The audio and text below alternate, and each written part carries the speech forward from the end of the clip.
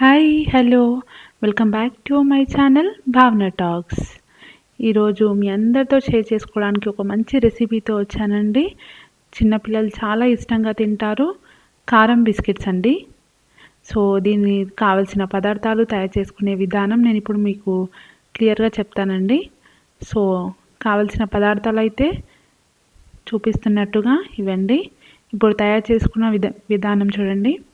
So ఇక్కడ నేను 1 cup బియ్యపిండికి 1 cup water తీసుకుంటున్నానండి. సో ఇక్కడ 1 కప్ వాటర్ తీసుకొని మరిగించి అందులోనే ఉప్పు, నువ్వులు, జీలకర్ర అండ్ ఇక్కడ కొత్తిమీర, కలిమాకు సన్నగా తరుక్కొని వేసుకున్నాను.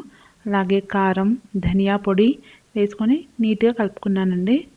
సో కొంచెం మరుగుతుండగానే మనం కొంచెం ఆయిల్ వేసుకోవాలండి. సో దట్ కొంచెం క్రిస్పీగా వస్తాయి, టేస్ట్ కూడా చాలా బాగుంటుంది. సో ఇప్పుడు ఇది మరిగేటప్పుడే మనం 1 కప్ రైస్ ఫ్లోర్ తీసుకున్నాం కదా ఇక్కడ బియ్యపిండి. సో అది వేసుకొని తొందరగా కలుపుతూ ఉండాలండి. ఎప్పుడైతే ఆగిపోతుందో మన గరిట అప్పుడు అది గట్టి పడిపోతుంది అన్నీ. సో కలుపుతూ వేసుకోవాలండి.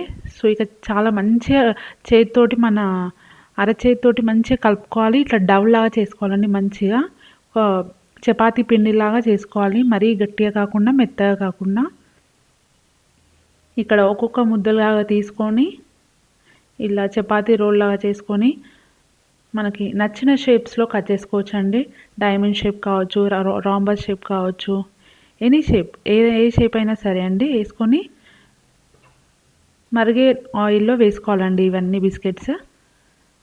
సో ఎంత తక్కువ ఫ్లేమ్లో పెడితే అంత క్రిస్పీగా వస్తాయండి. చూడండి ఎంత క్రిస్పీగా వచ్చాయో, చేత్తో మెదిపితే కూడా చాలా క్రిస్పీగా వచ్చాయి.